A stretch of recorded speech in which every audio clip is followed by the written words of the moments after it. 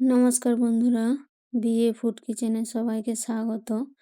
আজকে আমি মুরগির মাংস রান্না করব আলু দিয়ে পাতলা ঝোল। তো এই রেসিপিটা কিন্তু যাদের হাতে একেবারেই সময় থাকে না রান্না করার জন্য, তাদের জন্য এই রেসিপিটা কিন্তু বেস্ট। কাটা বাটার ঝামেলা ছাড়াই এই রেসিপিটা এত সুন্দর লাগে খেতে, আর রান্না করাও কিন্তু একেবারে সহজ। কোনো রকম ঝামেলা ছাড়াই এই রান্নাটা সহজভাবে করা যায়। এবারে আমি প্রথমে দিয়ে দিচ্ছি এখানে প্রেসার কুকারে সরষের তেল। তো প্রেসার কুকারে সরষের তেলটা ভালো করে গরম করে নেব। গ্যাসের ফ্লেম এখানে একেবারে লো রেখে আমি সব কিছুকে ভালো করে ভাজবো আগে। তো প্রথমে দিয়ে দিচ্ছি রসুনগুলোকে একটু ভালো করে এখানে ভেজে নিতে হবে। রসুনটা আমি এখানে শুধু ছাড়িয়ে নিয়েছি, আপনারা যদি চান না ছাড়াতে চান তাহলে ভিজিয়ে দিয়ে দিবেন। 1-1.5 ঘন্টার জন্য রসুনটাকে ভালো করে ভিজিয়ে নিয়ে তারপর খোসা না ছাড়িয়েও দেওয়া যায়। এবারে দিয়ে দিচ্ছি এখানে পেঁয়াজ। তো বড় সাইজের পেঁয়াজ ছিল তাই আমি এখানে একটু টুকরো করে কেটে নিয়েছি। ছোট সাইজের পেঁয়াজ থাকলে কাটার কোনো দরকার নেই। আর দিয়ে দিচ্ছি এখানে কাঁচা লঙ্কা আর টমেটো।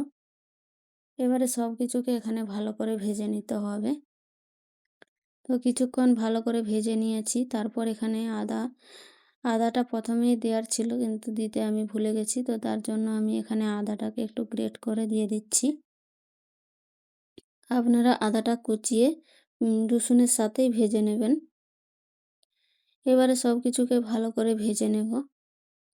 সব কিছু ভালো করে ভেজে নিয়ে দিয়ে দিচ্ছি এখানে হলুদের গুঁড়ো, আর দিচ্ছি এখানে লঙ্কার গুঁড়ো।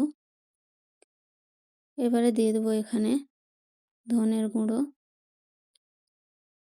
তো মাংসর অনুপাতে এখানে মশলাগুলো কিন্তু নিয়ে নিতে হবে। দিয়ে দিচ্ছি এখানে জিরের গুঁড়ো। এবারে দিয়ে দেবো এখানে জলটা কিন্তু এখানে একটু বেশি পরিমাণেই দিতে হবে। তো জলটা দিয়ে দিচ্ছি এখানে নুন। এবারে সব কিছুকে আমি ভালো করে মিশিয়ে নেব। তারপর প্রেসার কুকারের ঢাকাটা আমি লাগিয়ে নিচ্ছি। প্রেসার কুকারের ঢাকনাটা দিয়ে এখানে আমি 3টে সিটি দিয়েছি। 3টে সিটি দিয়ে আমি এটাকে ঠান্ডা করে নিয়েছি। তো গ্যাসের ফ্লেমটা এখানে মিডিয়াম রেখে 3টা সিটি দিয়েছিলাম।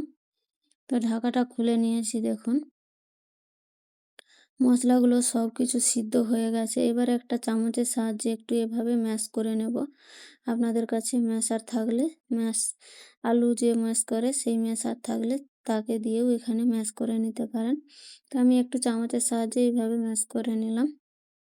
এবারে সব কিছুকে ভালো করে মিশিয়ে নিচ্ছি। দেখতে পাচ্ছেন কতটা এখানে সব কিছুই কিন্তু মিশে গেছে।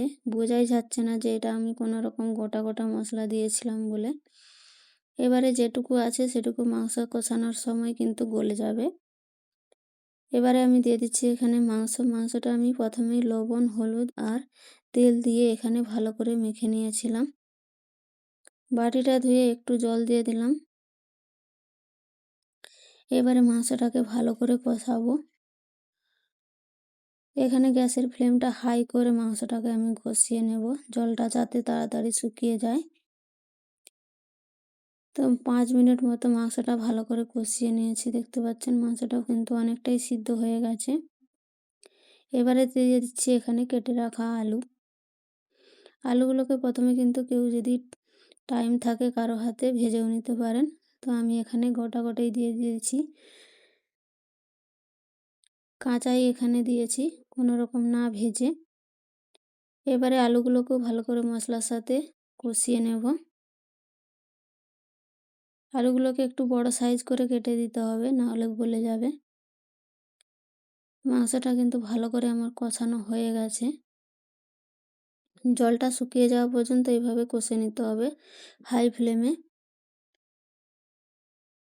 কষানোটা হয়ে গেলে দিয়ে দিচ্ছি আমি এখানে জল। তো জলটা আমি এখানে গরম করে দিয়েছি। তো গরম জল দিলে নাকি স্বাদ বাড়ে, তো তার জন্য আপনারা যদি না চান গরম জল দিতে ঠান্ডা জলও দিতে পারেন। তো আমি বেশিরভাগ সবজিতেই ঠান্ডা জলই ব্যবহার করি। এবারে সব কিছুকে ভালো করে এখানে মিশিয়ে নেব। তারপর ঢাকনা দিয়ে হাই ফ্লেমে এবারে আমি 2টো সিটি দিয়ে দেব। তাহলে মাংস আলু ভালোভাবে কিন্তু সিদ্ধ হয়ে যাবে। প্রেসারটা আমি ঠান্ডা করে নিয়েছি, দেখুন ঠান্ডা করে খুলে নিচ্ছি। কালারটা দেখুন কত সুন্দর এসেছে। আর বোঝাই যাচ্ছে না যে একেবারে আমি গোটা গোটা মশলা দিয়ে এটা রান্না করেছি। মাংসটাও খুব সুন্দরভাবে সিদ্ধ হয়ে গেছে। যাদের হাতে অল্প সময় থাকে তারা কিন্তু ঝটপট করে এই রেসিপিটা বানিয়ে নিতে পারেন। মাংস রান্নার পদ্ধতিটা যদি একটুও ভালো লেগে থাকে তাহলে লাইক কমেন্ট করে জানাবেন।